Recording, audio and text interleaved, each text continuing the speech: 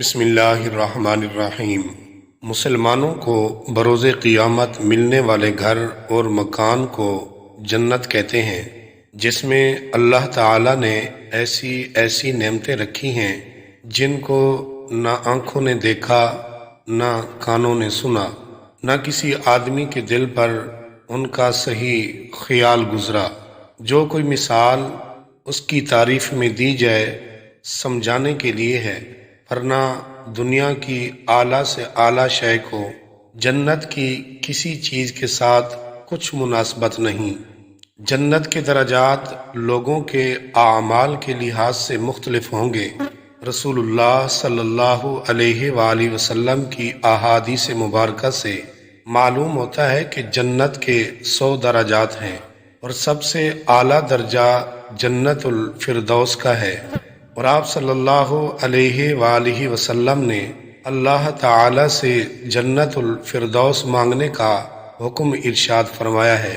حضرت معاذ بن جبل رضی اللہ تعالیٰ عنہ کہتے ہیں کہ رسول اللہ صلی اللہ علیہ وآلہ وسلم نے ارشاد فرمایا، جس نے رمضان کے روزے رکھے، حج کیا۔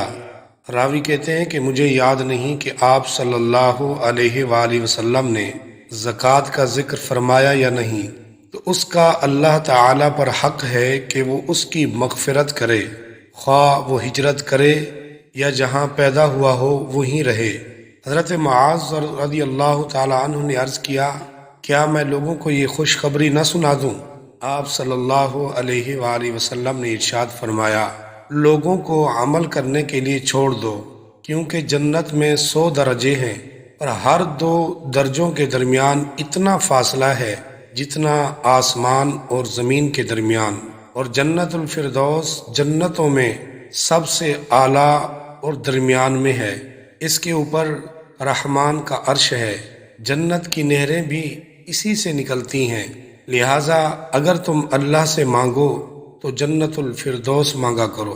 حضرت عبادہ بن صامت رضی اللہ تعالیٰ عنہ کہتے ہیں کہ رسول کریم صلی اللہ علیہ وآلہ وسلم نے ارشاد فرمایا، جنت میں 100 درجے ہیں، ان میں سے ہر 2 درجوں کے درمیان اتنا فاصلہ ہے جتنا کہ زمین و آسمان کے درمیان ہے، اور فردوس اپنے درجات کی بلندی کے اعتبار سے سب جنتوں سے اعلیٰ اور برتر ہے، اور اسی فردوس سے بہشت کی 4 نہریں نکلتی ہیں، اور فردوس ہی کے اوپر عرش الہی ہے۔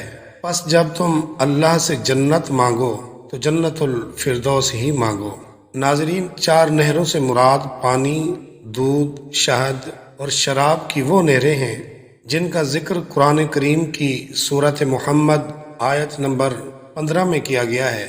ارشاد باری تعالیٰ ہے، فِيهَا أَنْهَارٌ مِّن مَّاءٍ غَيْرِ آسِنٍ وَأَنْهَارٌ مِّن لَّبَنٍ لَّمْ يَتَغَيَّرْ طَعْمُهُ وَأَنْهَارٌ مِّن خَمْرٍ لَّذَّةٍ لِّلشَّارِبِينَ وَأَنْهَارٌ مِّنْ عَسَلٍ مُّصَفًّى۔ اس جنت میں ایسے پانی کی نہریں ہوں گی جو بگڑنے والا نہیں، اور دودھ کی نہریں جن کا ذائقہ کبھی نہیں بدلے گا، اور نہریں ایسی شراب کی جو پینے والوں کے لیے خوش ذائقہ ہوں گی، اور نہریں صاف شہد کی ہیں۔